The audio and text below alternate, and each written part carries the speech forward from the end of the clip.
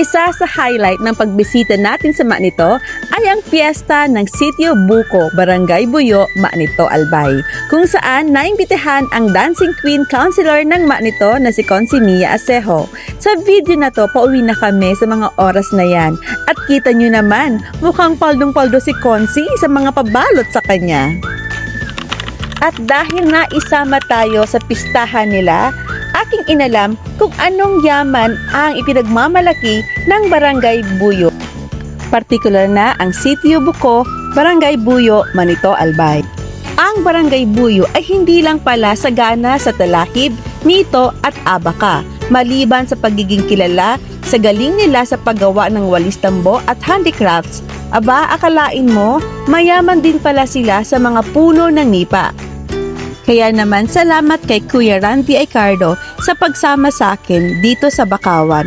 At eto nga, nakilala ko ang isa sa sikat nilang vlogger, si Ate Dang Vlogger, na sobrang bait at tinuruan tayo kung paano ma-monetize sa mundo ni Meta. Kasama natin ngayon si Miss Dang!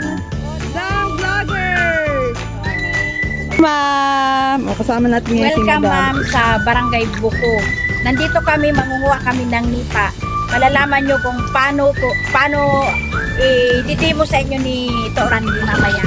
Ng puno ng nipa at dadali namin mamaya doon magsagasa para matanggal siya na individual siya matatanggal doon sa pinakatangkay niya.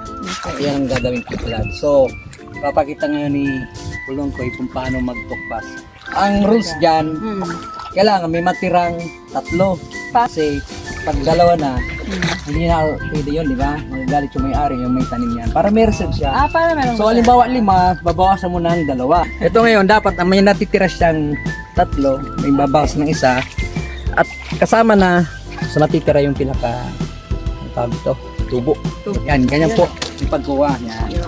So, magputol, hindi masyadong mababa, hindi masyadong mataas. Yan ang tama lang. Yung pinakamagulang, yan ang kukunin. So, dapat palabas para hindi matikpan yung tamaan ng loob. Ako na. Dito ko para sa gasaan ka. Ayan. So, anong gagawin na natin? Gagawin na natin sasa. Sasala siya. Saan na yon? Nasagasa na ngayon. Magsasagasa na tayo. Sagasa. Sa tangkay, yan yung gagawin. Kuya, sagasa. Anong ibig sabihin ng sagasa pala? Yung gagawin namin siya ng ipat. Sasa na lang. Sasa. Ayan na. Ito. Magsasagasan ng sasa. Yun. Wow. Sarap. May ano yan, may technique dyan. Hindi masyadong malakas. Dandan lang. Para, yun.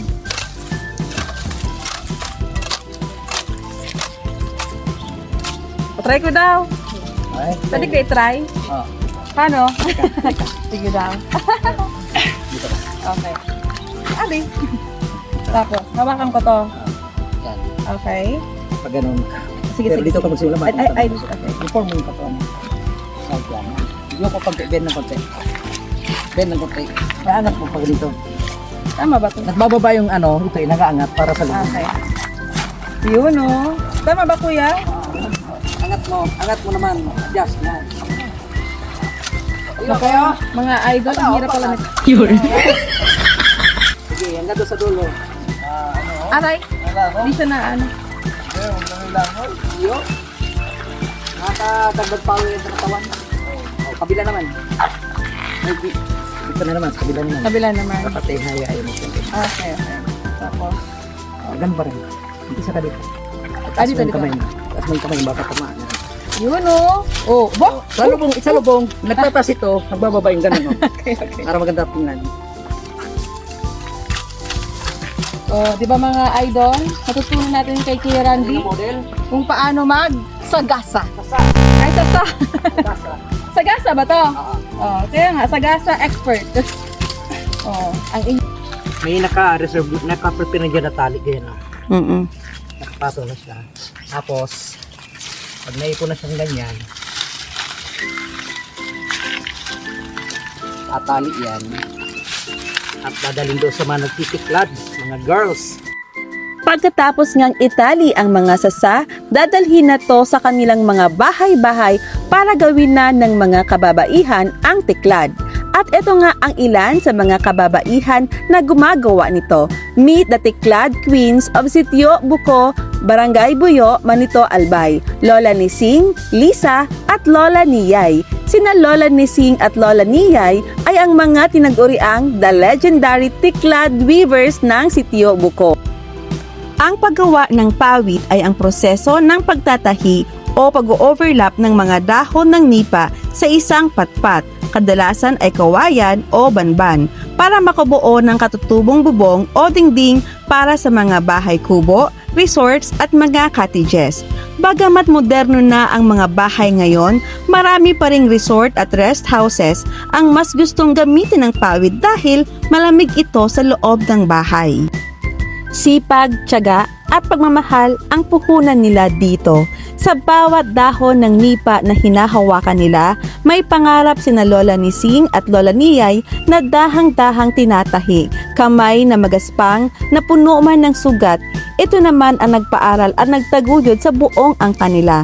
Mula sa sasa ng nito na kanilang pinagkukunan, payak man na pumumuhay pero binuhay nito ang kanilang pamilya na may dangal at pag-asa. Tunay ngang napakahalaga ng nipa sa kasaysayan at pang-araw-araw na pamumuhay sa Barangay Buyo, Manito, Albay. Ang likas na yamang ito ay hindi lamang simpleng halaman, kundi naging pundasyon ng lokal na ekonomiya at kultura. Kaya naman hindi na ako nagtataka kung bakit buhay na buhay ang piyesta sa kanila. Isa ito sa mga biyayang ipinagpapasalamat nila. Kaya naman sa pamilya Aicardo at sa lahat ng mga taga-barangay Sitio Buko, maraming salamat po sa mainit na pagtanggap nyo sa akin.